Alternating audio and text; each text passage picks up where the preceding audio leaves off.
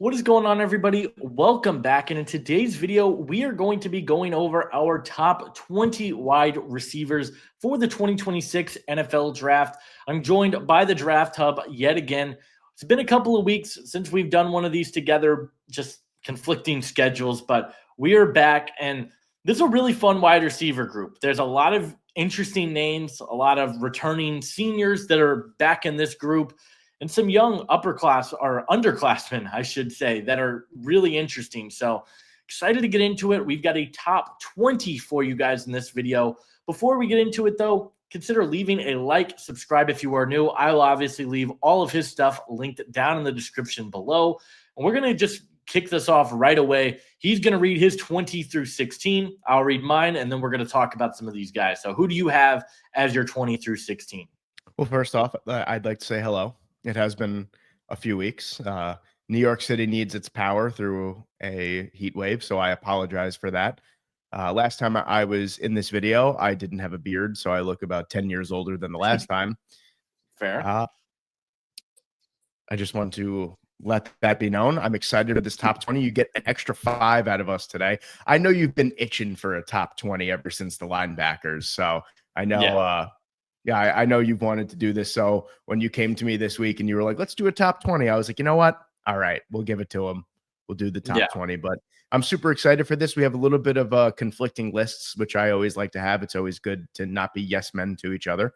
So my 20 through 16, Zachariah Branch, Hudson Clement, Jeremy Bernard, Carnell Tate, and Nick Harbor. And you have quite compared to mine, you have quite an interesting 20 to 16, I must say. Yeah, number 20, I've got Jaden Greathouse out of Notre Dame. At number 19, I have Diontae Burks out of Oklahoma. At number 18, I've got Zachariah Branch out of Georgia. I think that's the only name that we both have in this tier. Right. 17, I've got Eric Rivers out of Georgia Tech. And at 16, I've got Caleb Douglas out of Texas Tech. So let's kick this off with Hudson Clement, a guy that was, I believe, the last receiver that I watched take the floor. What did you see from Clement, and how do you think he's going to fare for this Illini offense? Well, I'm super excited. I mean, I don't know if – I mean, I know that you know this. Maybe the viewers don't know this, but I have a little bit of a soft spot for the Fighting Illini. I think that they have been a very, very quiet factory of talent to the NFL the last 5 years or so, especially on the defensive side. They lost a lot. They lost Zachariah Franklin. They lost Pat Bryant last year, which is Luke Altmaier's 2 top targets last year. You know, that's coming from a team that finished in the top 25, had 10 plus wins for the first time since 2001. That was a lot to lose for them. But getting Hudson Clement is a huge get for them. Brett Bielema really knows how to develop talent. They don't necessarily get huge names through the transfer portal. They don't really recruit elite talent either, but they really know how to develop it. And Hudson Clement is someone that is coming off of a 794 7-touchdown season with the West Virginia Mountaineers, and he's going to step right in. I mean, that's a lot to replace Pat Bryant last year, had 981 yards, 10 touchdowns, but I think he is going to be able to fit the mold. So one thing that I liked that kind of stood out with this Fighting Illini team, why I think it's such a good fit, is the blocking ability. Clement isn't the best blocker out there, but he's not a complete liability. So I like that a lot. 6'1", 205 pounds. He's in that little bit of a middling between the Pat Bryant and the Franklin type of frame. You know, he's one of those guys that I feel like we're going to classify a couple other wide receivers in this class that's really good at a lot of things, but not elite at any of them really. Yeah. But like you said before we were recording, and you kind of fit it to a T, Hudson Clement is someone that's like a watered down or a Wish Walmart version of Ladd McConkey. And no, it is not because he lacks melanin in his skin tone. It is basically, you see the fast footwork, you see the good route running ability, you see the strong hands. And this is a player that I think is going to be really exciting. He's currently my 19. He could be one of those guys that comes up into that 15, top 12 range when it's all said and done. I think he's going to be a fantastic addition for Luke Altmaier and Brett Bielema. Yeah, I agree with everything you said. I love the footwork. I thought he had really quick feet. He definitely knew how to run routes at a high level. Ultimately didn't end up making my list, but I could see the vision. And like I said, I do see some of those Walmart Ladd McConkey comparisons. Another guy that is a bit of a surprise, I think, for the viewers, Jeremy Bernard didn't make my list, talk about what you liked about Jeremy Bernard and kind of where you think he will be best at the next level. So I like him for a couple reasons. It's more of the intangibles. The size is nice. 6'1", 202 is nice middling size where he could bounce out wide. He could play in the slot. The press, he's probably one of the better receivers in this class against the press. I would say quick release, decent enough speed to the point where he is quick, but not necessarily really, really fast. Great hands as well. I believe he dropped like 1 or 2 passes last season. So really, really good hands as well. Really, that's all I kind of like about him, to be quite honest with you. I could see the vision. I could see being strong against the press gets you so far at the collegiate level, and especially with the NFL talent evaluators as well. If you're good, you're strong. That's another thing too I should have mentioned. He's a strong wide receiver. His play strength is very, very good. Very good against the press, and really that's half the battle at the NFL level. Smart type of wide receiver as well. Decent enough route running ability. I think all the intangibles are there for him to succeed at the NFL level. He's not going to be someone that I think is going to be, one of those bust out candidates where he's going to crack your top 10, but he's going to be someone that's solid, probably in that 4th, 5th, 6th round range that, like a Jordan Whittington type of wide receiver where he's going to make an impact on your roster. And I do like the speed and press ability of Bernard. Yeah, again, I agree with what you said. I think we probably differ a little bit on the athleticism. I thought he was a good. Well, just because he's fast doesn't mean that he's athletic. There's not, I thought he was a good, not a great athlete, but one thing that I will say was I think he was really impressive at. He was really smart against zone coverage. I thought he settled very nicely into the soft spots of zone. He knew where to go.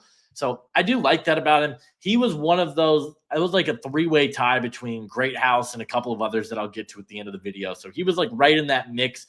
Ultimately, I ended up going with Greathouse over Bernard, who we'll get to later in the video. But I'll talk about Eric Rivers now.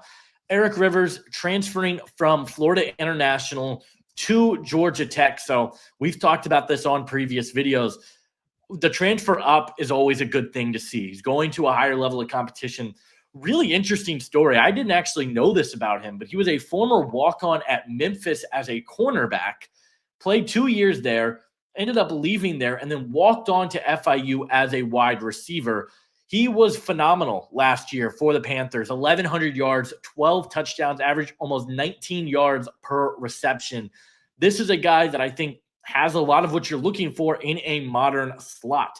The speed is phenomenal. I think he's got excellent burst off the line of scrimmage.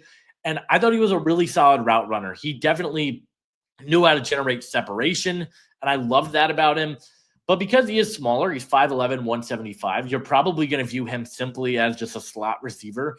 When he was lined up outside, he did struggle against press coverage. He was pushed around very easily. Comes from a smaller competition level, so how he fares against ACC corners is going to be very important to see. If he's up to the task, I think this is a guy that can easily be in your top 10 receivers. But the other area of his game that I do worry about a little bit is a guy who had 7 drops in 2024. He's going to have to clean that up. Overall, I think he is a dynamic player. He's really good with the football in his hands. He can get him the ball in space. He can be a vertical threat from the slot, which I absolutely love. It's just more question marks on how is he going to look against better competition. I like him quite a bit. I believe I had him at 17. Yes. Yeah, 17. But very curious to see kind of how this year looks for him at Georgia Tech. The one thing, and we talk about this all the time, the step up. Love the step up from Rivers.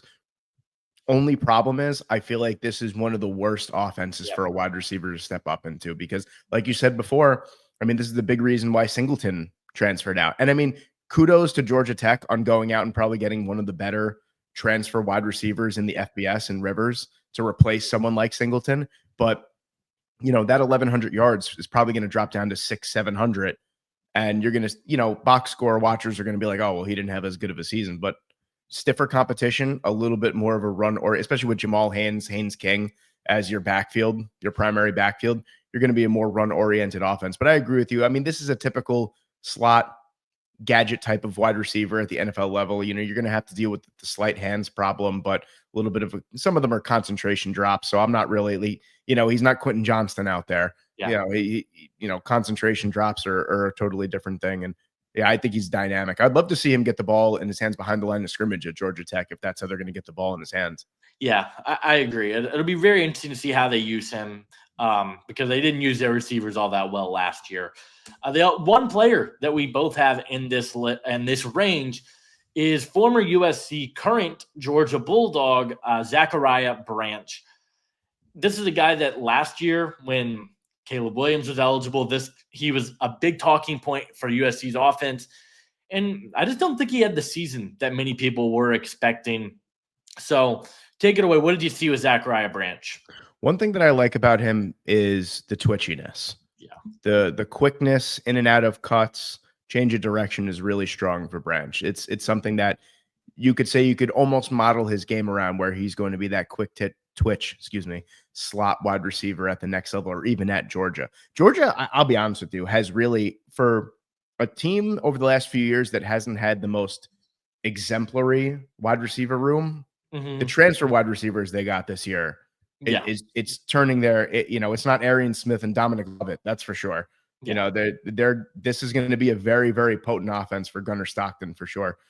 They have surrounded him with some talent, but Branch is someone that I like as more of an athlete, more of that quick twitch gadget type of wide receiver, almost like an Eric Rivers, but not really, if you get what I'm saying. 5'10", 180 pounds. The burst is good. The speed for someone that's 5'10", 180 pounds is as quick twitch as he is. What didn't blow me away is good speed. He didn't seem like an actual true burner to me. The pieces are there. I think that he's going to flourish in this Georgia offense that likes to use the slot quite a bit. He's probably going to be your starting slot wide receiver, especially with Noah Thomas being that bigger type of body on the outside. Another transfer wide receiver we'll get into later that I'm quite enamored with, who left my beloved Aggies. But yeah, Branch is someone that I could see the vision. I think some of the tools are there. As long as he plays within himself, I think he's going to be fine at the next level.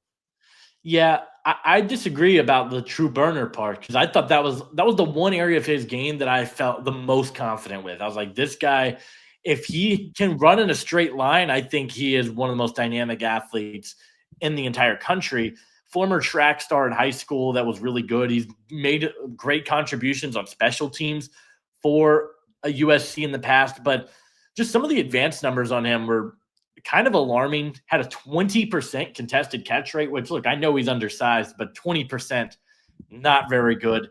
I also just didn't think that his route running was that good. He is twitchy. He just wasn't a guy that ran a very diverse route tree. They didn't. Yeah. Well, twitchy, there's a lot of things that go into it. I mean, twitchy doesn't mean you're a good route runner. Being quick doesn't mean that you're fast. There's a lot. It's a multifaceted thing, and I do agree with you that the route tree was very, very limited. I mean, a Lincoln Riley route tree is not very diverse anyway. But I think at Georgia, I think hopefully he'll have some development as, I don't know. I really didn't see true burner when I watch. I don't know. I maybe I'll have to go back and look. Like I said, just to put a pin in it, I did go through my wide receivers in 3 separate batches. So it could have been so long ago that maybe I'm just, forgetting, but I don't know. I didn't have it on my notes as a true burner, but yeah, I mean, he's a good athlete. I mean, that's really all that I have for him for the most part as the big catch, good change of direction, twitchiness gets you far. And I have him here just below Rivers, betting on the athleticism, but I'd like to see a little bit more nuance in his game moving to Georgia. But let's talk about our 15 through 11 now. So I'll start here. At 15, I've got CJ Daniels from Miami. We'll have a conversation about him later on in the video. 14, I've got Chase Roberts from BYU. 13, I've got Eugene Wilson III out of Florida. At 12, I have Nick Harbor out of South Carolina. And at number 11, I have Nick Anderson out of LSU. So who do you have in your 15 through 11? At 15, I have J. Michael Sturdivan from Florida. At 14, I have Diontae Burks. 13, I have Jaden Greathouse. 12, I have Caleb Douglas. And 11, I have Malachi Fields. So we each have a Florida receiver. We don't have the same Florida receiver here. So you start here. What did you see from J. Michael Sturdivan? He is transferring in from UCLA. So we talked about this off camera because we think he has quite an interesting name. That was the first talking point. But Yeah, Sturdivan is someone that I think is a vertical receiver. I mean, I think he's going to be perfect for this Florida offense and DJ Lagway. I think they're going to get the ball down the field quite a bit. I think that he is the perfect frame, 6'3", 216 pounds, around there. Big frame for the speed and the burst were really, really big for me. Blocking ability is there as well. Don't know how much we're going to see wide receivers block in this offense, but it is there for the most part. What I like about him is the size, speed, overall contested catchability. I think he was a little disappointing. Well, UCLA as a whole were pretty disappointing last year, but I think he was a little disappointing. He gets a fresh start at Florida for a team that's hungry to get to a college football playoff, maybe one of these days soon. So I think he's going to play with a little bit of a chip on his shoulder. I think that this offense is pretty much catered to him and Eugene Wilson. I know we're going to get into it. I liked Eugene Wilson. I just think that there wasn't enough really to put him in a top 20 on. But that's someone that is not too far outside of the top 20. But yeah, Sturdivan is an interesting player as long as he could use his size to his advantage. I mean, the speed is totally there. The ability to separate it is there. So as long as he could kind of, continue to develop that aspect of his game, I think he'll be fine for this. And now you're going to get, believe it or not, it's crazy to say, UCLA, he was playing there. He's going to get more eyes on him here at Florida. So, it'll be interesting to see. And he's going to have another really good wide receiver on the other side of him too. And that other really good wide receiver is Eugene Wilson III. Eugene Wilson, as a true freshman, was dynamic for Florida.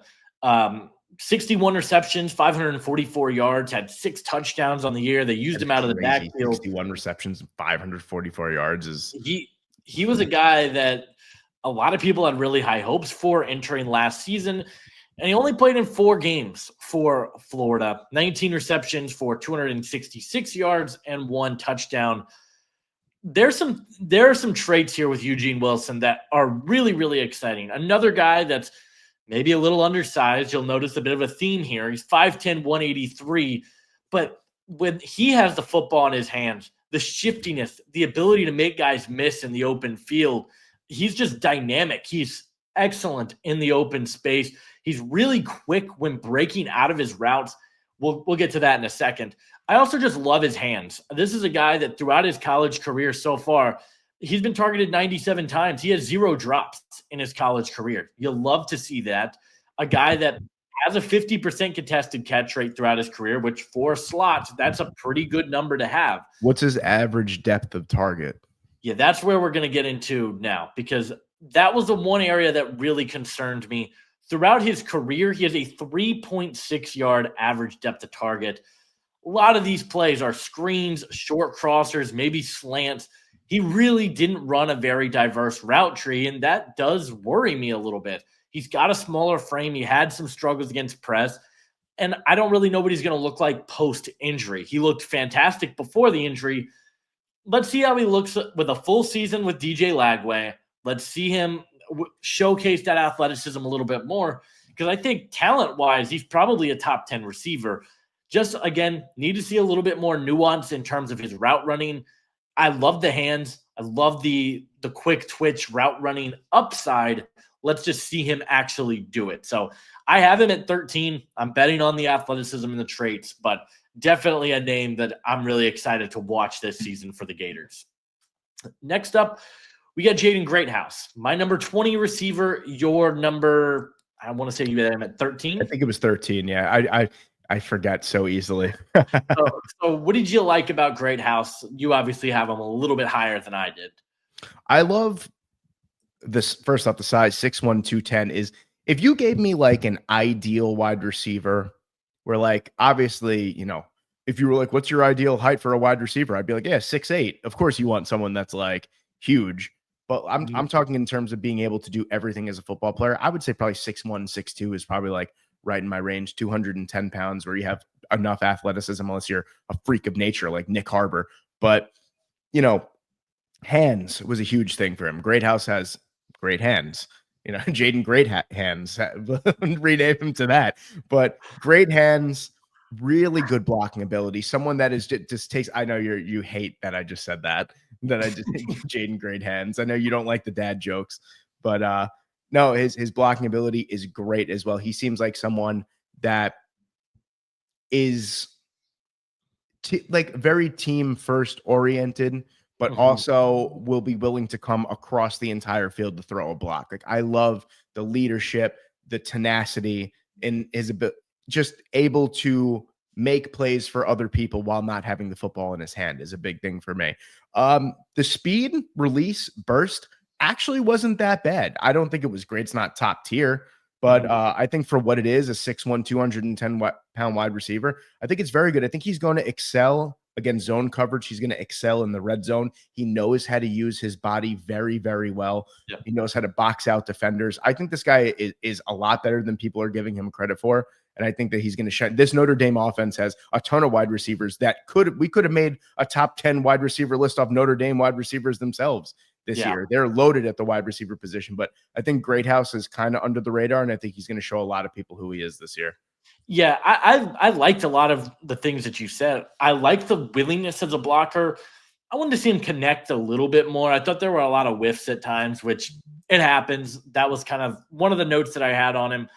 I just didn't. He was a good, not a great athlete. I think he's probably going to be a big slot at the next level. I just don't know if he's got the dynamism as an athlete to thrive on the outside. But you mentioned it. The ability that he has to box out defenders and just win those 50-50 balls. His contested catch rate last season was 84.6%. That's a ridiculous number. This is a guy that knows how to high point the football. He plays big, really strong at the catch point.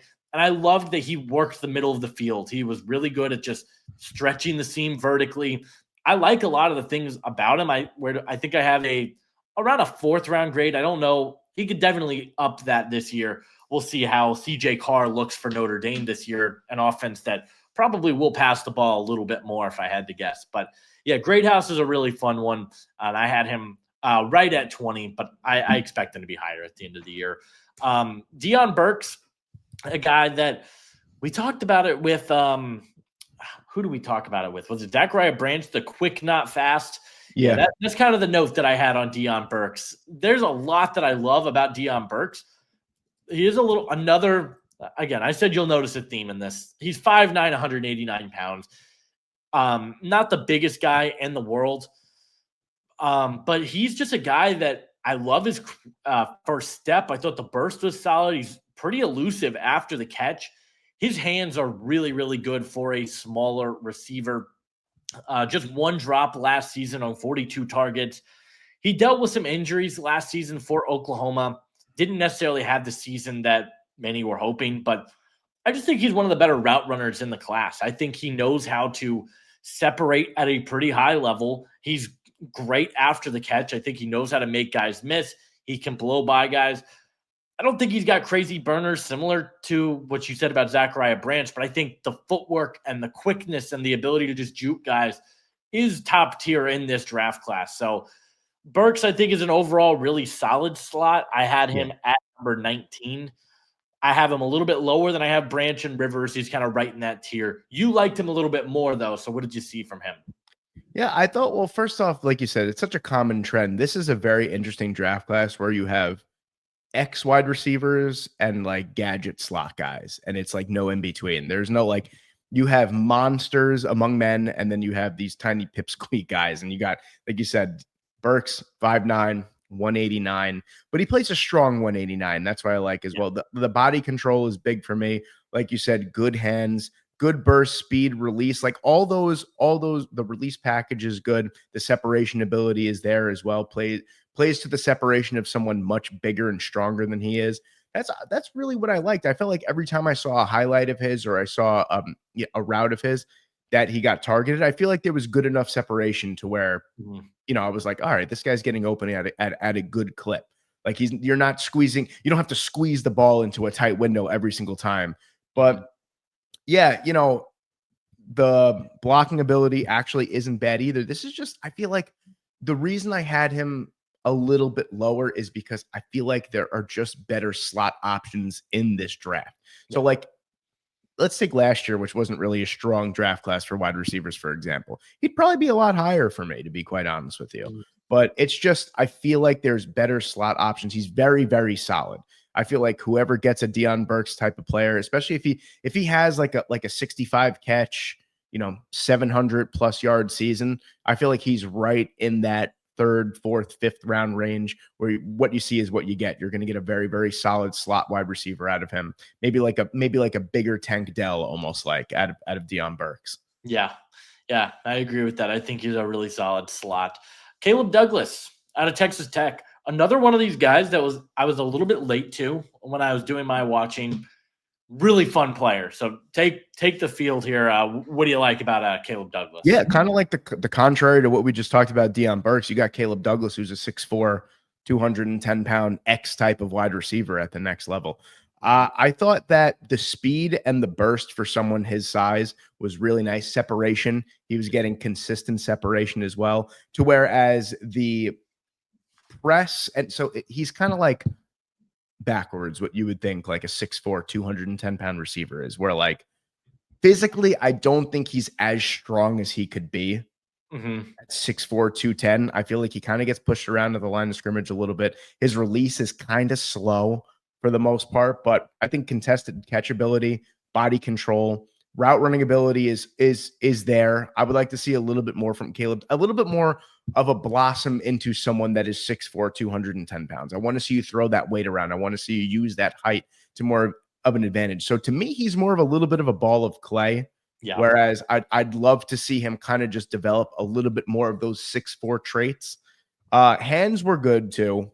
I didn't think they were necessarily spectacular, but you throw him the ball, he's going to catch it. I don't think he has a crazy big catch radius for 6'4". That's another thing too. So I would just like to see it's all there. And Texas Tech, you spoke about it in your previous video.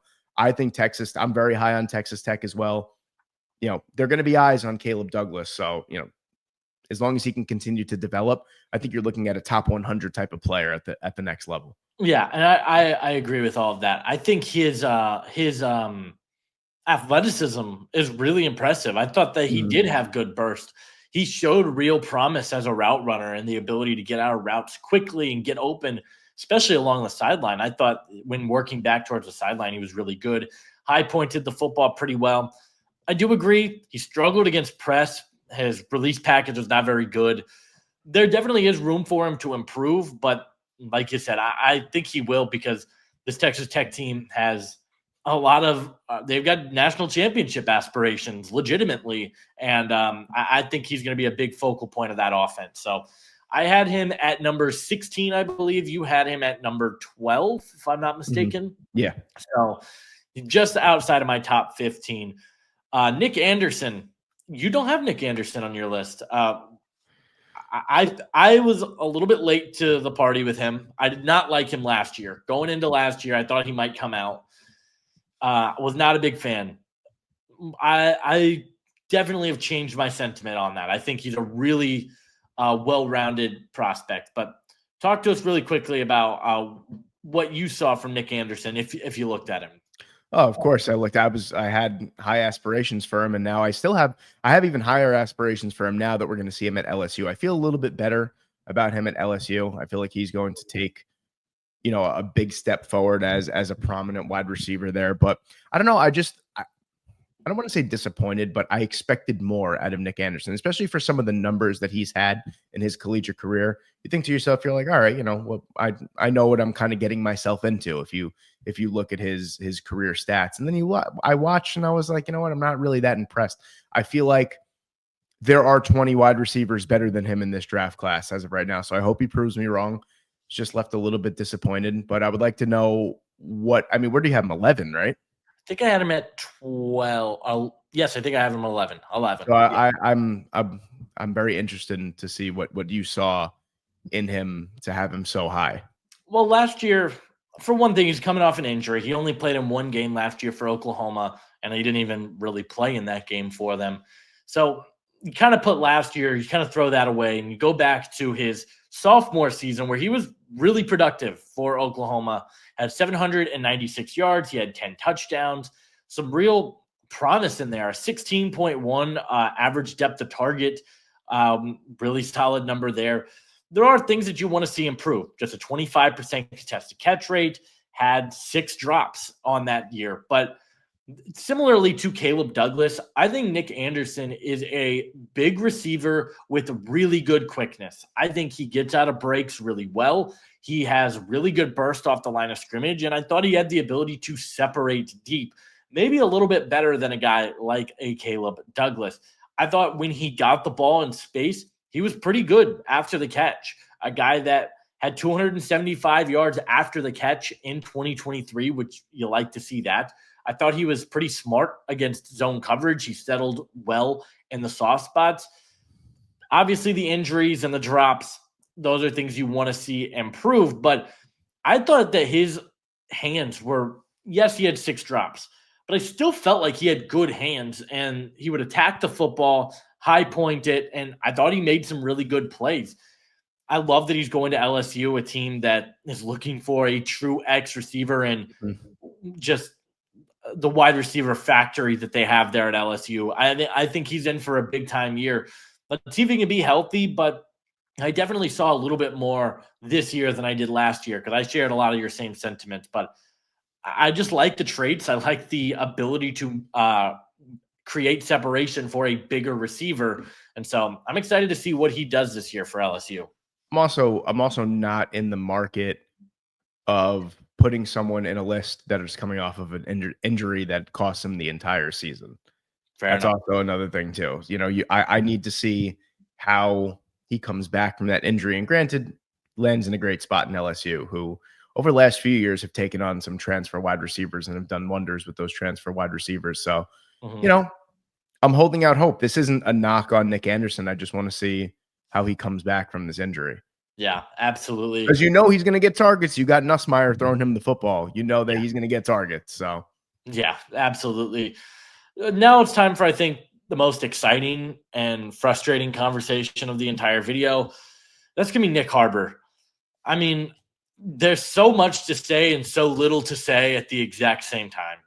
He is, I mean, I don't want to like exaggerate or anything. He might be the best athlete I've ever seen. He is the Anthony Richardson of wide receivers. He might be the best athlete at the wide receiver position I think I've ever seen. He is ridiculous. I mean, the measurements are ridiculous. 6'5", 235 pounds. That's like insane. A tight end. I mean, that's insane. You look at this guy lining up on the outside, and he looks like an alien. I mean, the arms they look like they're dragging on the ground. He's got long arms, and the size is just ridiculous. Also, a guy that was, I want to say, was back-to-back Gatorade Player of the Years in high school in both football and in track. So this is a guy that is got legitimate 4.3 speed. I'm not going to say 4.2 because I think that would blow my mind if he was able to get to that fast. The long speed is ridiculous. There are times where he really shows the ability to use his frame. I think the Alabama game is the best example of this. The touchdown late in the fourth quarter, he uses his body really well, shields off the defender, and makes a really impressive catch. That's kind of where the list of positives kind of run out, though, because yes, I have him at 12. This is strictly due to I think that this guy's upside is astronomically high. Yeah, I agree with you too. And you know, I don't usually do those type of things, but when you have a 6'5", I was going to say 300, imagine 235-pound receiver that could run like he can, but he's like Bambi on ice. I mean, that's what Nick Harbor looks like to me because that's genuinely a great comparison because he does look like a deer out there sometimes. Because I mean, listen, you're 6'5", 235 pounds. You're not great. Change of direction. Separation, not there. Release, not there. The burst. How are you that fast and the burst isn't that? I mean, it's a one gear speed. Mm-hmm. And you know, you have to be able to, because there are ways that you can combat that in the NFL. There you have to have that breakaway type of speed. Nick Harbor has the breakaway type of speed, but that's it. There's no second gear. The burst is bad. The press is bad. How are you 6'5" and you're bad against the press? I don't understand that at all. I was thoroughly disappointed with how he played against the press. It was like he was scared to use him. Like, this guy should be DK Metcalf. Yep. But he's not. He's like Tyler Lockett. That's it, in terms of like physicality.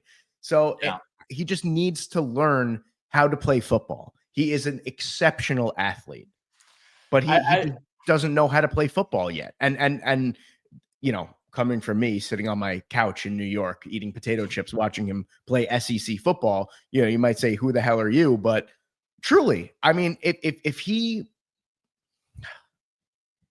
was just a little bit more developed, even as a route runner per se, I mean, you're looking at a guy that should be going for 1,300 receiving yards, in college. But, you look at the box score every week for South Carolina and you're like, how did Nick Harbor only have 3 catches for 40 yards? And, I mean, he had multiple games where he had 0 receptions. I mean, 0 receptions against A&M, 0 receptions against Kentucky. How do you have 0 receptions against Kentucky? 0 receptions against Old Dominion. One thing I will give him, he did play edge in high school, so he is still relatively new to the wide receiver position. Yeah, that's fair. Of course. Yeah. You have to adjust. I get it. This is the year. Yeah. If he doesn't break out this year, I mean, I don't know if it's coming. He'll still get drafted probably way higher than he should because of the trades. Yeah, probably. But I mean, the athletic, I have him at 12 because I just can't unsee, because the high flashes that this guy has, your jaw is on the ground. It's like, oh my gosh, how is anyone capable of doing what he is capable of doing? Let's see if we can put it all together. I mean, him and Lenora Sellers are in for big breakout years. And I think I believe that he can. I'm giving him the benefit of the doubt. I think he will break out. Let's say this.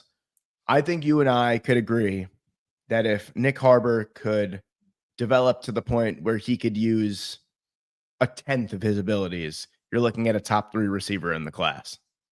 Yeah, I'd agree with that. I mean, that's just how freakish of an athlete this That's guy what I'm saying. He's just an absolute. He is going to have the DK Metcalf treatment. He is going to light it up at the combine, and then you're going to get into his film breakdown. You're going to be like, all right, well, this guy doesn't really know how to play the wide receiver position, but he's an unbelievable athlete. So I'm hoping it doesn't get to that point where at 6'4", 230 pounds of pure muscle, people were saying DK Metcalf was going to fail at the NFL level. That I don't get, but there were certain qualms in his game that he had to work out. And it's the same with Nick Harbor. Mm-hmm. Yeah, absolutely. All right. So our wide receivers 10 through 6. At number 10, I've got Elijah Surratt out of Indiana. At number 9, Kevin Concepcion at Texas A&M. At number 8, Bryce Lance from North Dakota State. At number 7, probably my only my guy in this class, Malachi Fields at Notre Dame. And at number 6, I've got Carnell Tate at Ohio State. So who do you have as your 10 through 6? All right, number 10 and number 9, we have the same, and this is going to be something that you see for the next 10, really. It's pretty damn close. Elijah Surratt out of Indiana, Kevin Concepcion, Texas A&M, which I'm super excited for. What a transfer in, especially after losing Noah Thomas. Chase Roberts I have from BYU at number 8. Noah Thomas, talk about Texas A&M, from Georgia at number 7, and CJ Daniels from Miami at number 6. And coincidentally enough, now that I'm thinking about it, let's swap those two. I'm pretty sure I wanted to have CJ Daniels at 7 and Noah Thomas at number 6. So let's just play it like that, because that's how I think I might have given you the rankings wrong. That's how I do specifically remember Daniels at 7 for me, because I am very high on Noah Thomas. So let's switch those in our heads. Fair enough. Let's talk about Elijah Surratt, as Gus Johnson calls him, Waffle House, because he's always open. I mean, this guy is awesome. He's awesome. I mean, the chemistry that he had with Curtis Rourke last year, particularly on the back shoulders, he's the best back shoulder receiver I've seen in a minute, because this guy catches everything. Listen, Elijah Surratt now has Fernando Mendoza throwing him the football. Yeah, this is going to be peak. We're looking at someone that potentially could have 1,400 receiving yards this year. And I don't even think I would bat an eye. I almost expect it. I'm so excited. I had to cut you off. I'm so excited for this link up because, you get someone that is as talented and as freakish as Fernando Mendoza throwing him the football to someone who's 6'2", 210 pounds he's just unreal. He's also someone that I don't think necessarily, maybe coming back to the football, he's elite. I think he does everything great. Really great. I don't think that there's one area where he super excels at, but that's not necessarily a bad thing. He is probably, in my opinion, in terms of speed, release, hands, separation, route running ability, he's probably the most well-rounded wide receiver in the class, in my opinion, maybe number 2, but he's definitely up there as a top 3 most well-rounded receiver in the class. Yeah, I mean, the numbers, he had 957 yards and 8 touchdowns. Oh, look, I want to say he'll be a Biletnikoff candidate, but it's kind of hard with Jeremiah Smith still being in college football for anyone else to win that award. But, I mean, 59.3% contested catch rate, just 4 drops on 84 targets, which I'd say is pretty good. The guy does everything. He's got great hands. I mentioned the back shoulder fades, which I think he's really good at running those routes. His stop and go ability and the double moves I thought was really, really impressive. He knows how to use his frame. Great contested catch receiver. I mean, there's a lot to like. Maybe you'd like to see him be a little bit better in terms of against press coverage. I didn't think he got as much separation as he could have. And his speed is just okay. That's why he's at 10. I think he's a pretty average athlete. But, I mean, he's still awesome. I mean, he's still going to be your prototypical X receiver at the next level.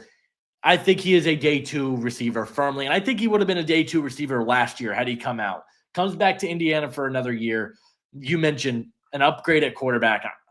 I'm still pretty high on the Hoosiers going into next season. So yeah, I agree with you there. If I had to say one negative about Surratt that I wasn't a fan of was the hard cut change of direction was pretty lacking. I feel like there wasn't enough believability in the hard cuts, but the double moves are great, which makes no sense to me because the believability in most of his routes is so good. And then you get to maybe a quick in, like a 10-yard in, and you're like, I know what this guy is doing before he even gets off the line of scrimmage. So, I mean, that's not really something I feel like you could improve on. I feel like in terms of twitchiness, quickness, that's not really something that wide receivers can get better at. Maybe they could slightly improve, but I think he's going to be extremely exciting. And like you said, it's a shame that Jeremiah Smith, the Ryan Williams out there of the world exist, because I think Surratt would be an easy top wide receiver candidate, not only as coming out in a draft, just in the whole nation. Yeah, absolutely. And then our number 9, Kevin Concepcion. I'll just say I was disappointed with him so much in 2024. But his 2023 true freshman year was that good that he still made my top 10. I think we talked about it with Eugene Wilson. I think he had a better true freshman season than Wilson. He's really good. So talk about how excited you are and kind of what you think he can bring to an NFL team. I like him so good as a vertical slot because he's not huge, but he's not small. You're looking at 5'11", 190. He's got more than enough respectable speed. Burst is good. Release is good. Speed is pretty good as well. The separation ability is there. Route running, not terrible either. And even his blocking ability, to be honest with you, surprised me a lot as someone that's, 5'11", 190. He's getting a huge uplift. Like we said, transfer up, going from NC State, you're going to Texas A&M. You're expected to be a national championship contender at some point very, very soon. Marcel Reed, he's going to get him the football. Concepcion's going to be that guy that is, it's funny because you transfer out Noah Thomas, you get in Kevin Concepcion, a little bit 2 way different wide receivers, but you're going to get Concepcion the ball, in a gadget type of role. He's going to get the ball close to the line of scrimmage, let him work. I thought his hands were pretty bad last year.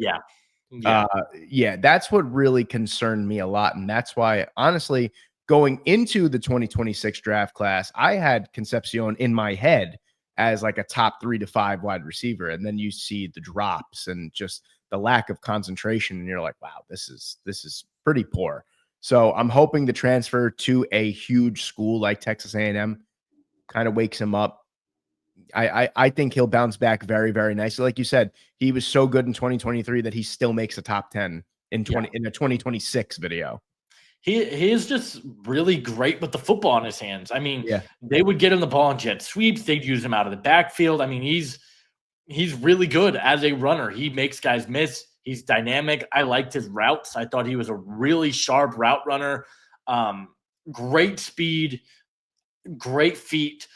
I just want to see a little bit. You mentioned the drops. That was a note that I had. I want to see a little bit more physicality from him. There, it just felt like he really shied away from contact. I mean, I know he's a slot, but I still wanted to see him 33% contested catch. Not awesome. So I still have him at 9 because I love so much of what he can do already. And I think he's going to be, you mentioned, I think A&M, they're going to know how to get him the football, and he's going to have I think he's going to be used properly. I think a lot of your concerns, contested catch rate for slot receivers, I'm not worried about. I mean, what's a contested catch for a slot fade probably is probably as much as you're going to get for a contested catch. I'm not necessarily worried about that. That's more of a timing route than anything else anyway. Also the physicality, I'm not necessarily concerned about. But it's funny because you mentioned that, because I agree with you in terms of shying away from contact. But then as a blocker, he was more than willing to engage. So it's interesting. I think maybe it's more of a personal health concern. Maybe shying away from getting those extra couple yards. Maybe it's a go into business for myself type of thing. And I don't hate that at all. But I think, like you said, whatever question marks we have are going to be answered at A&M. He's either going to be just the next fantastic slot receiver who's going to be Moose Muhammad. So it's, either way. Yeah, absolutely. Bryce Lance. So I have him at number 8. I think it was, I'm probably going to forget this, but I believe it was Anthony Russo on X. He was talking about Bryce Lance. I was like, all right, let me get him on my watch list. And I was thoroughly impressed. The brother of Trey Lance, the quarterback. Where is Trey Lance these days? He's still in Dallas? No. Where's he at these days? I'm blanking on that. I think Dallas released him. I don't remember where he sent. Did he sign back with the 49ers? I don't know. Either way, he is. While you're talking about Bryce Lance, I'm going to look it up. He's the brother of Trey Lance, the quarterback, former number 3 overall pick. And look, I love a lot of what this guy can do. Excellent. The Chargers. He's on the Chargers. That's right. 6'3", 204 pounds. Really good route runner with some of the best hands in the entire draft class, I would say. Just 2 drops this past season on 99 targets. That is a 2.6% drop rate. Really, really good. He's physical at the catch point. He knows how to win the contested catches, 61.5% in those. Played really big in the big moments last year. Had 125 yards in the playoffs against South Dakota State, 107 yards in the championship against Montana State. So this is a big game player that is a really solid route runner. He's got great hands. He can be a vertical threat. He can win the 50-50 balls.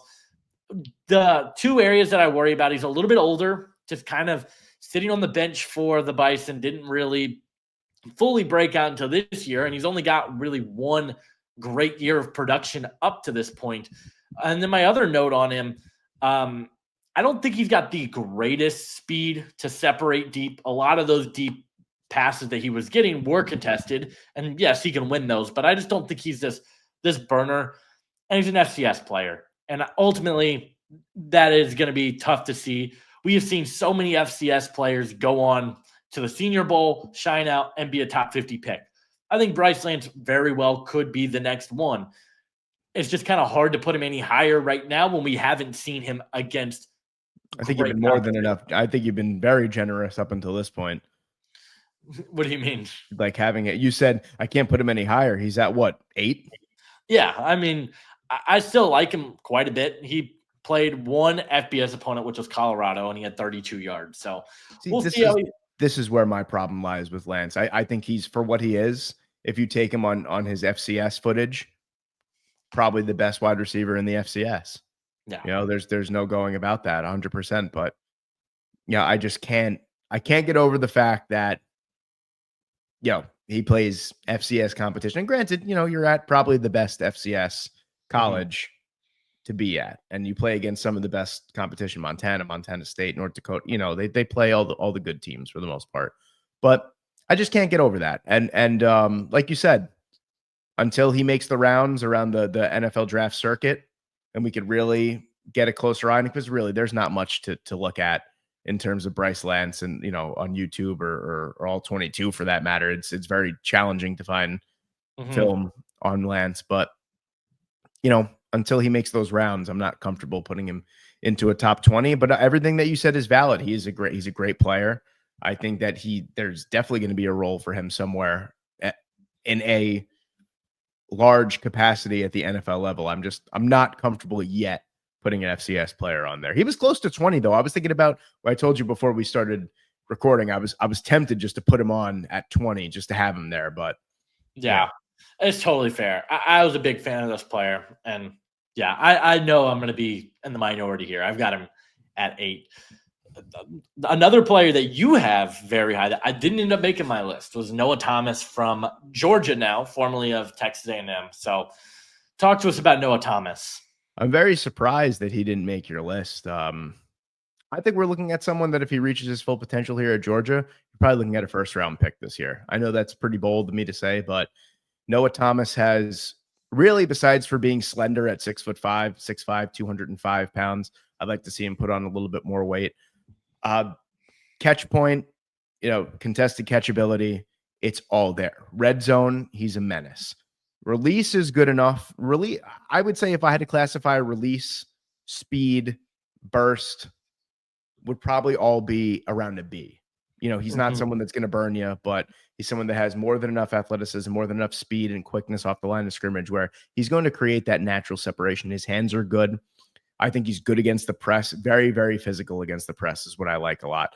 Blocking, he's not bad either. He really ticks all the boxes for me. And this is a player that I've been able to watch with a little bit of a biased eye, but a little bit more closely because I try to watch every single A&M game that I can. And Noah Thomas does a lot of work when the ball is not in his hands either. So he's making a lot of plays for other people. He's just very, very dynamic. He's not someone he really reminds me of Tet. Like in terms of, I think Tet really maybe in terms of he may be a little bit more athletically gifted than Noah Thomas, but if we're looking for a Tet comparison for 2026, I would say Noah Thomas is your guy. I think that he really embodies what Mike Evans was to the Johnny Manziel, and I think that Noah Thomas is going to be huge for in an offense that he's probably not going to reach 1,000 yards. He's probably not going to reach 10 touchdowns. More of a balanced attack for Georgia. I think we're looking at a player that's going to have around 60, 70 catches, 800, 900 yards, and around 7 or 8 touchdowns. He's really going to open up some eyes for Georgia, especially in the red zone. I think he's one of the most well-versed, he executes his plays very well in the red zone as well. So I'm really excited to see. Kind of weird to say that stepping up from Texas A&M to Georgia, but that's exactly what he's doing in the national eye, especially. Yeah, that's kind of why I wasn't the highest on him. The production up to this point, he definitely caught fire towards the back half of last year, so it really caught my attention. Um, just hasn't been the most productive. Very curious to see how he does at Georgia, but you're right. I mean, there is a lot to love about him. The size, really good. Excellent hands, great body control in the red zone, good quickness, speed. I thought he was pretty good after the catch. Like he made some really nice plays Mm-hmm. after the catch, which I liked. There were just some I didn't think it was a great separator. There were times where I thought he kind of fought the ball a little bit, which I thought could get a little bit better. And uh, he still feels like very raw, and his movements feel a little awkward at times. But I do think he will probably end up making this list. He was kind of in that tier as well with like Dane Key and Jeremy Bernard, who we talked about a little bit ago. So he was like right on the outside looking in. But yeah, I definitely do see what you're saying with him, and definitely a guy that I'll have a close eye on this year. Chase Roberts at BYU. Very interesting player. I liked him a lot more than I thought I was going to end up liking him. So, what did you see with Chase Roberts? You're a little higher on him than I am. Again, just another player. We sound like broken records, but it's either we're talking about a 5'10" player or a 6'4" player. And Yep. this is just another huge wide receiver, but he's just You know what really so basically everything for the most part that I said about Noah Thomas holds true with Chase Roberts, except I think that Noah Thomas is a little bit better against the press than Chase Roberts is. One Mhm. thing though is the change of direction ability for a 6'4", 210-pound receiver should not be what Chase Roberts possesses. Mhm. The cut, the twitchiness for someone like when was the last time you heard twitchy and 6'4" in the same sentence? You're you're getting someone that can move like a traditional slot receiver for someone that could play your X. I think Chase Roberts, what do I have him at 8? I think I have Chase Mhm. Roberts at. Yeah. I wanted to put him even higher. I'm just such a big fan of what he brings to the table. Blocking ability as well as BYU, no block, no ball, basically. The hands are something that I think he could work on a little bit. I think he did have a couple of concentration drops here and there, but yeah, there's a lot to like about. Really, I think he's just more of an athletically gifted Noah Thomas for the most part. There's just so much to like about his game, and I mean, this is another guy that I think truly with development, I think you're looking at some team at the back end of the first round that could potentially take a chance on Chase Roberts. Yeah, I mean, you knocked it out of the park. I was blown away with the footwork and the quickness. I was like, this guy just It's moves unreal. different. He's he's really really good in that phase.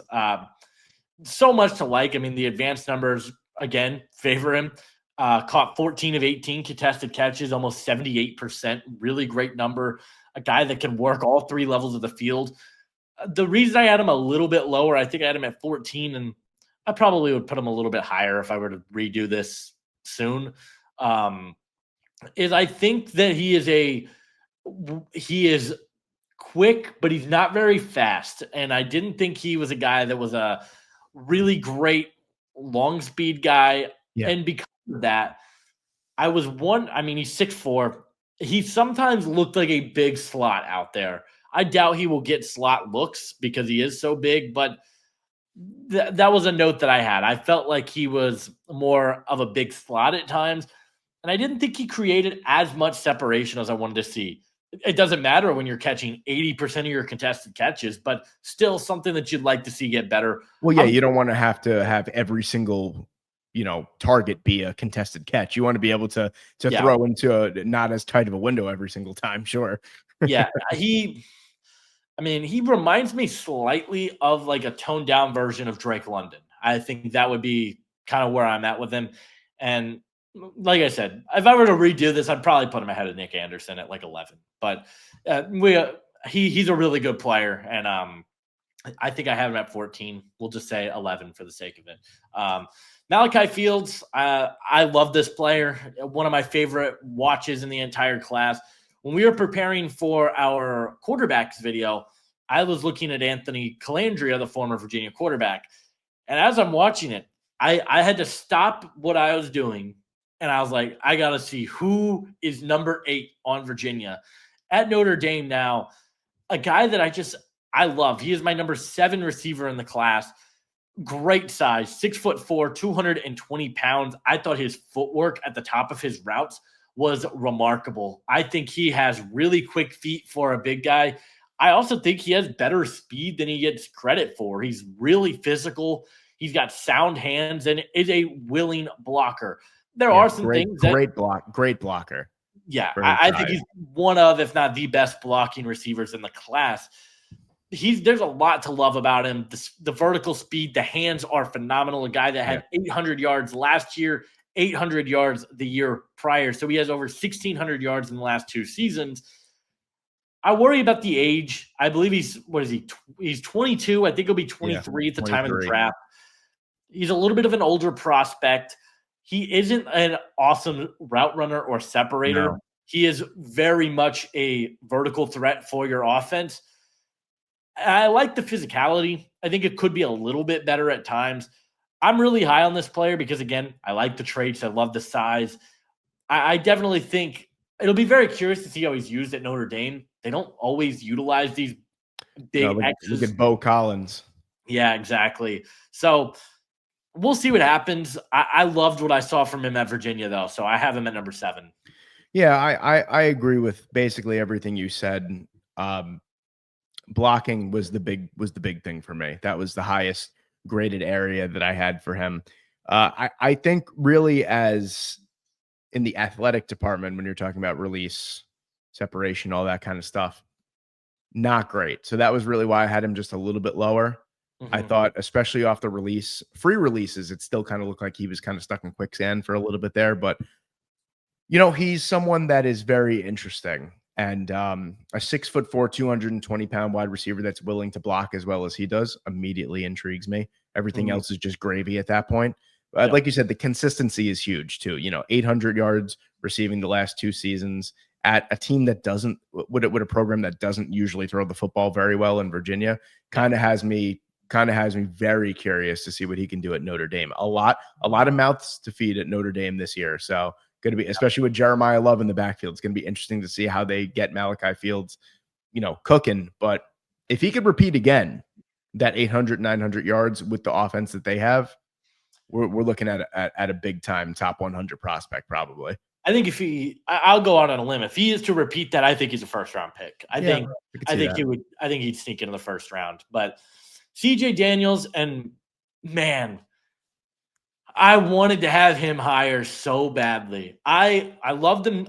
You might remember this. Last year, this was my guy. I loved him at coming to LSU from Liberty and just didn't see the same consistency this past year. I've got him at 15. Yeah. You have him a lot higher. So uh, talk to us about CJ Daniels. I love really his ability to somehow,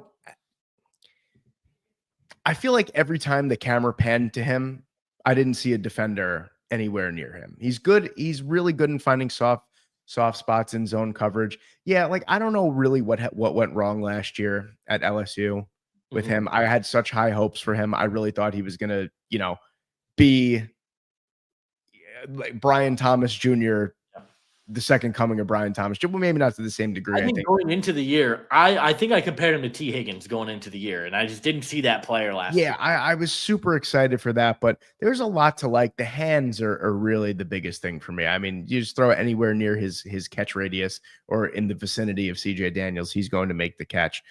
Blocking is more than willing and able to. Really, I mean, you know, we sit here, I look for different things than you do. I look more for the quick hit intangibles, and long speed doesn't really kind of, I shouldn't say it shouldn't matter. Of course it matters, but I think wide receivers are better quick twitch than long speed, hands, blocking ability. I think CJ Daniels ticks a little bit more of my boxes than he ticks yours. I thought cutting, I thought change of direction, he's really good. Yeah, Mhm. this is someone that we kind of looked at last year too, so we didn't have to look too much more into him. We thought he was going to come out. He didn't. Transfers to Miami. Now he's got Carson Beck throwing him the football, so it'll be interesting to see what happens there. I mean, you're going from Garrett Nussmeier to Carson Beck, so it kind of almost seems like a downgrade, almost. But yeah, Daniels is someone the size, the overall athleticism, the blocking tenacity, and the overall hands is really just what gets me to the point where I think he's a fringe. You know, what I have him at 7. Well, on the reverse, I had him at 7. He's a fringe top 5 guy. The production history has been there as well. As long as he throws in at 800, 900 yard season, I feel like we're looking at someone that's probably going to be top 75. I wouldn't consider him anywhere near the first round, but maybe someone around that late day 2 area. I mean, I agree with everything you said. I loved all of those things that you mentioned. The production last year definitely took a dip. Um, he's not the best against press coverage or the most consistent separator, but Yeah. like you said, it doesn't like he does everything else so well. I mean, for what it's worth, I think I haven't really written this note on many players. He just there's like an it factor with him. Going back to Liberty, there's just something like the confidence level that he plays with that I really love. I love this player. I think he's going to be really good. I put him a little bit lower just because last year was very strange, and he's still. I think I had him at 15. I had him at 15. So we'll see kind of where he ends up, how he looks at Miami. He'll probably be their number one receiver. They lost a ton: Jacoby George, Isaiah Horton, Yeah. Restrepo. So he very well could be the number one guy on that team. And if he produces, yeah, I agree. I think he could be a fringe top 5 receiver in this class. Probably the one that we have the biggest differing opinion on is Carnell Tate. And it's different in terms of our rankings, but I don't think we view him that differently as a player, because I'll just go through the positives that I have written down. He's 6'3", 191. He's shown the ability to be a really good route runner at all 3 levels, good frame, good hands, good blocker. And there's just he does a lot of things really good. Yeah. There's not a lot of negatives in his game. He was the wide receiver 3 for Ohio State last year. Does so many good things. I just don't think he does any great thing. And for me to still have him at 6 is just a testament to, the Ohio State program and how good I think he can be. But I didn't think he was a great athlete. I didn't think he had this otherworldly speed. Yeah. I didn't think he was this fantastic route runner that's juking guys out of the shoes. I thought that he needed to bulk up a little bit more. I didn't think he was the most twitchy. I still have him at 6 because I think the good outweighs the bad pretty heavily. But talk to us about what you saw with Carnell Tate. I just think he's a very average receiver. I feel like everyone, like I mentioned before we started recording, everyone that I have ahead of him excels at one specific thing at the very least. I don't think Carnell Tate excels at anything. I think, like you mentioned, I think he's good in some areas, blocking ability. His speed isn't that bad. His hands are okay. I thought he did everything okay to good. I never once have looked at Carnell Tate and go, yes, he does that excellent. I thought, like you said, as a quick twitch athlete, I just didn't think it was there. Change of direction wasn't good for me. The release against the press, the separation, I think he got bullied a lot of times. He's just someone that I think the Ohio State lineage carries a huge name for. And we've wanted Carnell Tate to be so good for the last, couple seasons. And I just don't think it's going to be there. I think this is someone that if he gets drafted relatively high, I don't think that he's going to live up to the draft expectations. And, there's so many other guys that were drafted ahead of him in previous years that I think are kind of sway people into believing that Carnell Tate is a little bit better than he really is. I think he's a very average wide receiver. And where do I have him? I have him at 16 or 15 or something, right? Yeah, I think might have been 17. I think he's a very average wide receiver. I think you put anyone else ahead of him on my list in his position, and I think they excel more than he does. That's just my opinion. Yeah. I agree with you. I kind of was hoping that he would go into this offseason and bulk up. 6'3" and 191 just doesn't sound like a great combination to me. Especially when you're not a great separator and you're not great against the press. You're not really that fast to begin with, so you might as well bulk up and do better in contested catch situations, do better against the press. And he really didn't. So I don't really know how much better Carnell Tate. I think we've already seen the ceiling of Carnell Tate. That's my biggest thing. I don't think we are seeing an ascending player going into the draft. We're seeing someone that we've already seen the best that he could be. Yeah. Absolutely. I agree with that. We'll see kind of how he looks. He'll definitely get more targets with Buka gone. So we'll see kind of how he fares, but I have him at 6. Our top 5, pretty much the same list. Number 5, I got Eric Singleton from Auburn. At number 4, I've got Denzel Boston from Washington. At number 3, I've got Antonio Williams from Clemson. At number 2, I've got Mekhi Lemon from USC. And at number 1, I've got Jordan Tyson from Arizona State. Yeah. All I have to say is I have Mekhi Lemon at 3 and I have Antonio Williams at 2. Everything else is the same. Yeah. So Eric Singleton, I texted you the other day. I was like, why is no one giving Eric Singleton the praise that I think he should be getting? My early comp for him is Xavier Worthy because I think this dude is that explosive. He is ridiculous. I think this is a 4.2 speed guy. I'm not going to say with ease because I don't think that's easy for anyone to do, but I think this guy is that gifted as an athlete. Just a really, really good player that has solid hands, really, really twitchy as a route runner. And I love the way that Georgia Tech utilized him out of the backfield. They were able to get him the ball in different looks, and he had the speed to make big-time plays. He still has a ways to go as, to like get a little bit more nuanced as a receiver. The Yeah. route running could get a little bit better. Had some struggles against more physical coverages. His body control with the ball in the air, I thought was inconsistent because there were times where it looked really, really good. And there were other times where I felt like he waited till the ball came to him and just thought that he could get a little bit more advanced there. And he is 5'10", 178. If he was 6 foot, I think I would probably have him at 3, but he's a little bit smaller, he's thinner, and the production just hasn't really been there. Granted, we talked about with Eric Rivers. This is an offense that didn't pass the ball very much. So at Auburn with Jackson Arnold and Cam Coleman, which my gosh, how is any team in the SEC going to stop that duo? Yeah. I mean, this team is going to be really fun. I'm all in on Eric Singleton. I think he's going to be a really good player. Yeah, we're looking at a potential with that offense. You're looking at a potential sleeper in the SEC as a team that could. I mean, on the defensive side, they're just so super solid too. They were actually in my last video as a sleeper team to make the college football playoff. Cam Coleman and Eric Singleton is by far, in my opinion, the best duo in college football. I just think you're getting so much of a yin and yang with them too. I mean, you're getting, Coleman, who is just an absolute freak. You're getting Singleton, who is probably the best gadget slot type archetype wide receiver in the class, in my opinion. I think he's really going to flourish. I think having Coleman on the other side of him is going to unlock what we want to see in Eric Singleton. I mean, I'm just super excited to see this. Everything that you said, you kind of nailed it on the head. I don't really have anything to add, but I think this transfer is going to unlock what we think Eric Singleton can be. Kind of going back to Cam Coleman. I know this is next year. We're not talking about Cam Coleman. Am I crazy to think Coleman might be better than Ryan Williams? No, I think full out he's better than Ryan Williams. I think Cam Coleman is an unbelievable talent. I'm super excited about this wide receiver duo at Auburn next year. Denzel Boston, you take it away on this one because I know you were pretty excited to talk about Denzel Boston. Yeah, I mean, I know I mentioned it before about Tet McMillan being, what did I say?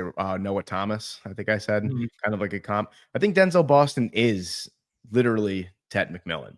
Like they have the same exact strengths, in my opinion. I just think, Boston is just unreal. 6'4", 209 pounds, great hands, fantastic contested catchability, fantastic blocker. I mean, right there, those are three things that, I salivate over. Really, the concern with Tet last year was his ability as an overall long speed type of guy, his change of direction. And that's really what my qualm with Denzel Boston is that he's not a big change of direction guy. He's not going to blow you away with his long speed. Actually, against the press, for someone that's 6'4", 209, I wasn't necessarily impressed with him against the press. But, this is someone that I think you throw it's a true screw it. Denzel Boston is down there somewhere, and he's probably going to make the catch. And I think he's going to be an absolute menace in the red zone too. I mean, this is someone that, look at those arms. I mean, he could probably scratch his ankle standing up straight. I mean, his arms are long. He's a strong player that plays he plays even stronger than he actually is. So I think you're looking at a classic X.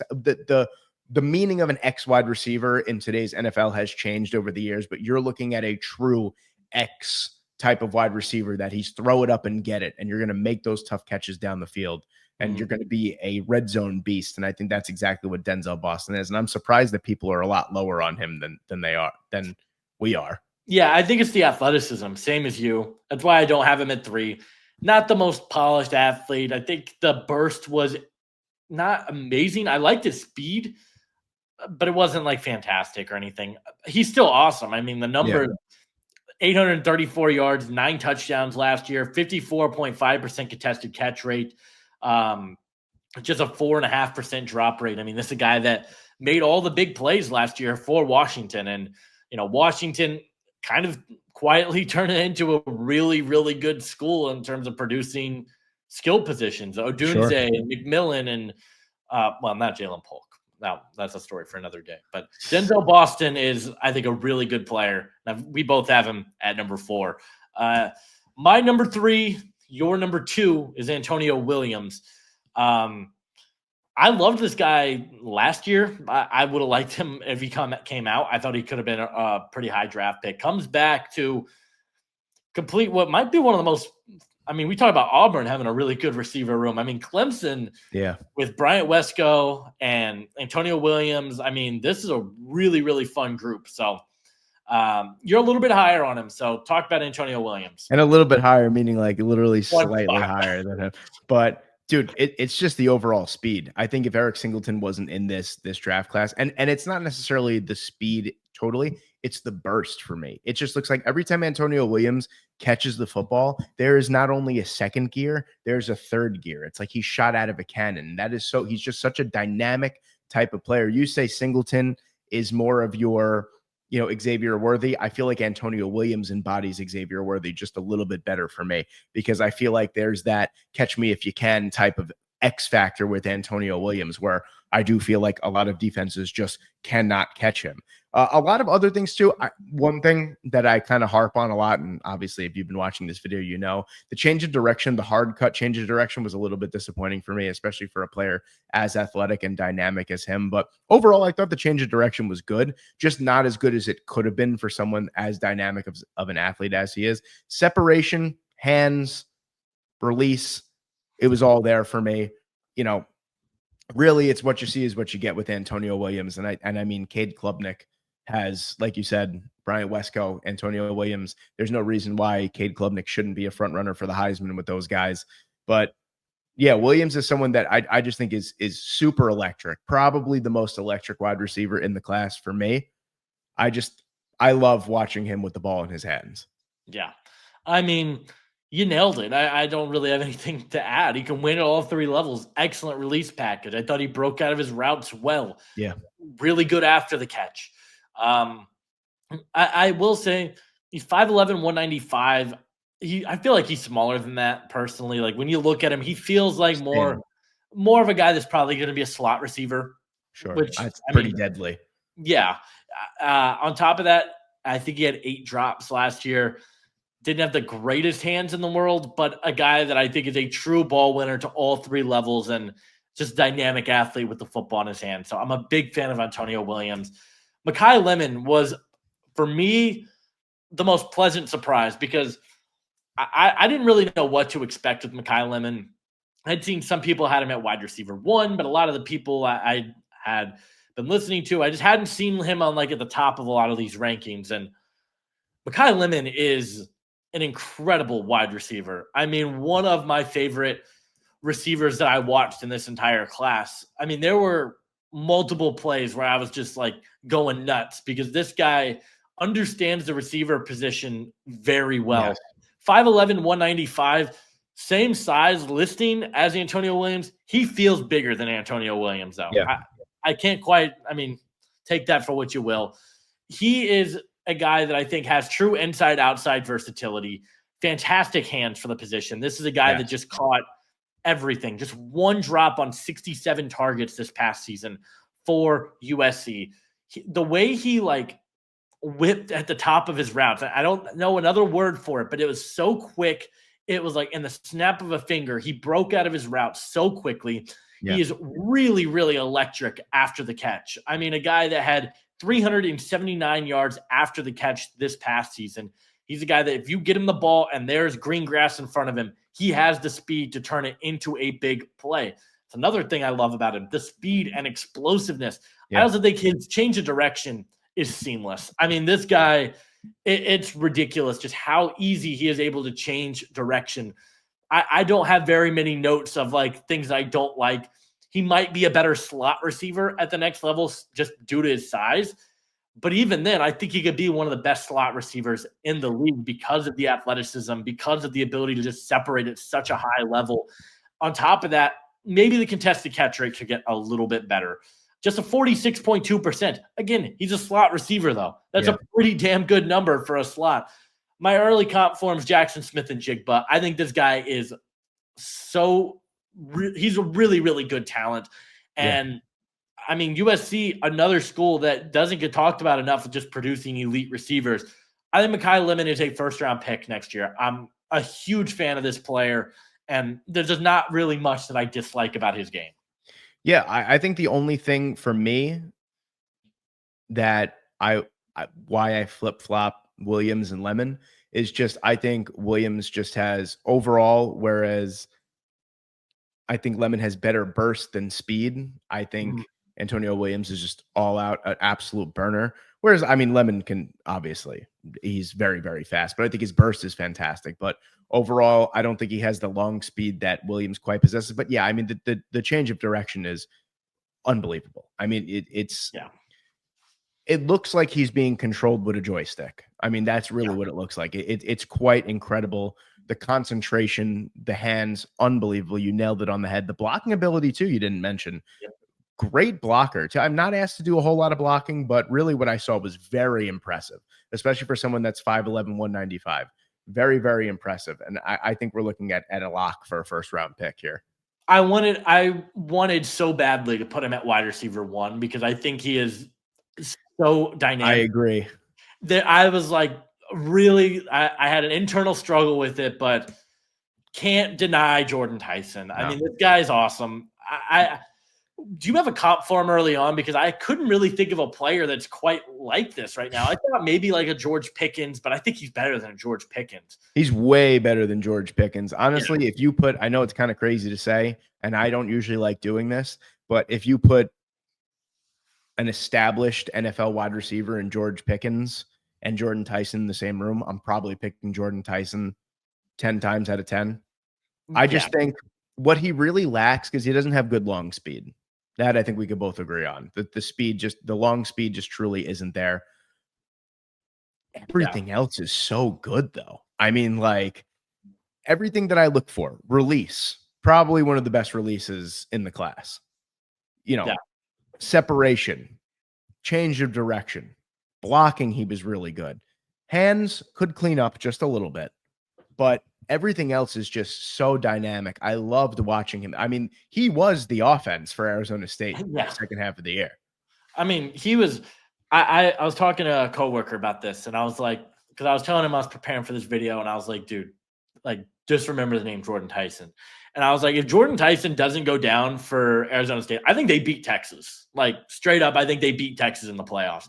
This guy is a difference maker. He's so good. His footwork, I mean, for a guy that's 6'2", 195, he is so quick with his feet. He is a really good separator for a bigger receiver, which I was kind of blown away with. The ball tracking ability, really impressive.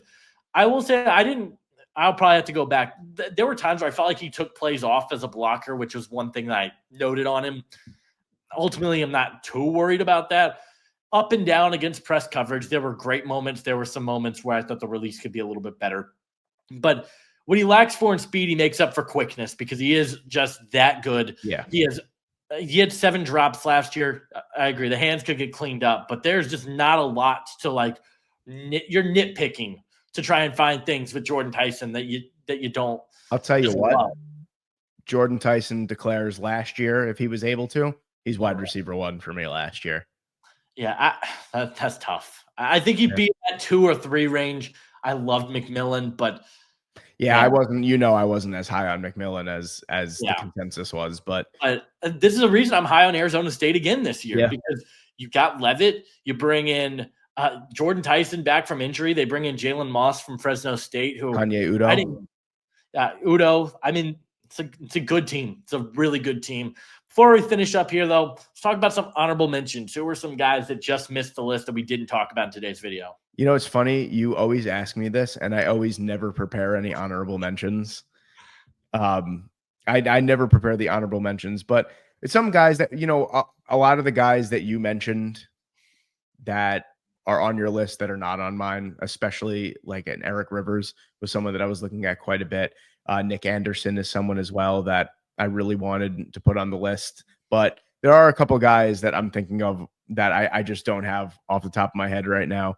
But yeah, it was getting super close towards the end. Like I mentioned, I did this video, or at least the preparation for this video, in increments of 3. So it was a little bit tough for me. A recency bias probably got the best of me for some of these guys, but there were quite a bit of guys that I really wanted to put on this list that I don't have. I don't even think I have them on my Google Doc that I even did this list on, to be honest with you. But I'm not going to look back now, but a lot of the guys that you mentioned that I didn't have were on my honorable mentions. But how about you? What did you have? We talked about him off camera. Kevin Coleman, former Mississippi State, now at Missouri. I liked him a lot. Want to see him at Missouri, but I think he's a really good athlete and dynamic with the football in his hands. Aaron Anderson, undersized player at LSU, another fun slot option. Talked about Jeremy Bernard, talked about Noah Thomas. Really liked Josh Cameron from Baylor. Really liked him. I thought his release package was honestly funny to watch. I thought it was really bad. If that can get better, I think he can definitely be in the top 20. With your boy Sawyer Robertson. Yeah, I'm so excited about that team. And Bryson Washington, too. Berrien Brown was a little bit underwhelmed with from Kentucky. Dane Key as well. I had him at 24. Trevor Pena, Penn State now. I think he's a really good route runner. DeAndre Moore. You could put the whole of Penn State's wide receiver room in an honorable mention. Yeah, that team, who knows who's going to step up there. DeAndre Moore probably would have been like 21 for me. I really like DeAndre Moore. The hands are just, they're not good right now. And then a guy I like a little bit is Dejon Stribling, coming from Oklahoma State to Ole Miss. Not very athletic, but that dude is really physical, and I love his frame, and I think he's going to be a really fun vertical threat for Ole Miss next year. But that's going to do it for us in this video, guys. 20 wide receivers plus a few honorable mentions in there as well. Leave a like on this video. Subscribe if you are new. Let us know who you think we missed out. Who do you think should have been in our top 20s? Stay tuned. We've got another positional rankings coming very soon for you guys. We'll see you guys in the next one. Adios. Adios.